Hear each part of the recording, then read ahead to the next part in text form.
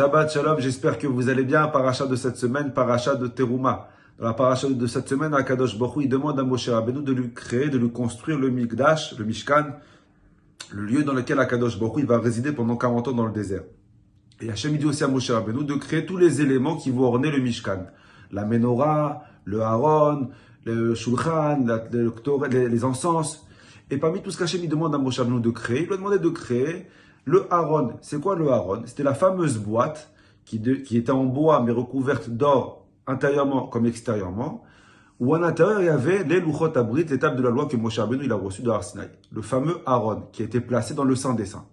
Et Hachem dit à Moshe Rabbeinu que par-dessus le Haron, il faudra qu'il construise 2 statuettes, 2 Krouvim, ces 2 enfants qui sont enlacés avec leurs ailes. Quand les Juifs ils étaient en paix avec Hachem, alors les Kérouvim, ils étaient de face à face.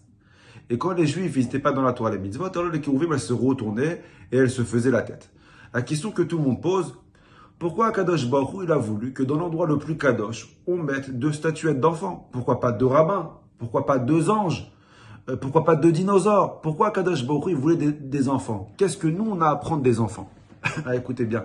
Je me rappelle il y a quelques années, l'école elle a appelé ma femme en panique pour lui dire comme quoi mon fils qui était au dernier grade, il avait du mal à lire et que c'était le seul de la classe qui connaissait pas son alphabet. Ma femme qui m'appelle en panique pour me dire écoute, il faut que tu t'occupes du petit, on est quasiment à la fin d'année, il sait toujours pas lire, prends les choses en main. Je rentre le soir à la maison, très sérieux, je m'assois en face de mon fils et je lui pose des questions, je lui dis alors comment ça se passe à l'école? Alors j'attendais qu'il dise je suis nul, je sais pas lire.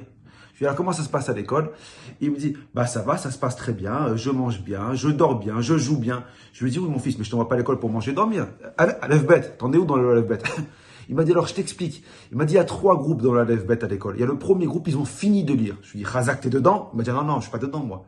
Il m'a dit il y a le deuxième groupe, c'est le groupe qui ont fini la moitié du livre. Je lui dis alors t'es dedans? Il m'a dit non mais je suis pas dedans moi. Il m'a dit il y a le 3e groupe, c'est celui qui a fini les voyelles. Je lui dis ok t'es dedans? Il m'a dit mais je suis pas dedans. Je lui dis mais tu m'as dit qu'il y a 3 groupes. Il m'a dit oui, moi je suis le 4e groupe. Je lui dis mais il y a qui dans le 4e groupe? Il m'a dit bah il y a que moi et la Mora. Je voulais lui crier, mais il me l'a dit avec un sourire, un charme et une simplicité tellement spontanée que j'ai rigolé. Je lui ai dit allez mon fils va, reste dans le 4e groupe. Le principal c'est que tu participes. Vous savez, un enfant, il n'est pas soucieux. Un enfant ça n'a pas de problème dans sa vie. Un enfant, il est toujours heureux. Toujours le moral.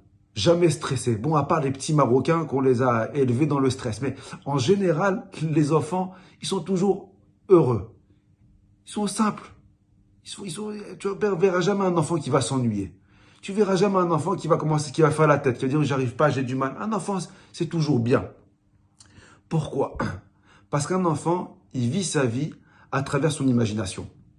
Il est dans son monde imaginaire à l'intérieur avec ses jeux, avec ses cartes Pokémon, il est dans son monde imaginaire. Et l'imagination le protège. Malheureusement, ce petit, il va grandir. Et son imagination, elle va laisser la place à la réalité. Et comme son imagination, elle va laisser la place à la réalité, petit à petit, son sourire, il va disparaître. Petit à petit, son bonheur, il va disparaître pour être remplacé avec du stress. Viens à Kadosh Baruch Hu te dire quelque chose de magnifique. Hachem, il veut te dire, voilà, tu veux étudier cette Torah qui se trouve dans ce Haron? Il te faut un ingrédient. Il faut que tu retrouves l'enfant qui est en toi. Si tu arrives à retrouver l'enfant qui est en toi, cette simplicité, je me prends pas la tête pour tout. Je laisse couler les choses. Si tu arrives à retrouver cet enfant qui est en toi, alors tu verras que tu arriveras à étudier la Torah qui est à l'intérieur. Mais le seul moyen pour arriver un jour à étudier la Torah, c'est de retrouver l'enfant qui est en moi. Un enfant, c'est toujours curieux. Un enfant, ça pose toujours des questions. Un enfant, c'est passionné par ce qu'il fait. Akadosh Baruch Hu, il veut te faire passer le message. Tu veux étudier cette Torah, sois passionné. Tu veux étudier cette Torah, ne te prends pas trop la tête. Alors oui, c'est vrai, comme quand on vit dans un monde de problèmes, on est entouré de problèmes. Mais de la même façon que cet enfant, il arrive à se créer une bulle d'imagination et vivre dans son propre monde, Akadosh Baruch Hu, il te dit, si tu veux réussir à étudier ma Torah, construis-toi une bulle d'imagination et vis la vie comme elle vit. Vis la vie simple, vis la vie cool. Et tu verras comme quoi Akadosh Baruch Hu, il t'aidera à pouvoir étudier cette Torah. Wachava, tzlacha, vous et toute votre famille. À la semaine prochaine, si Dieu veut.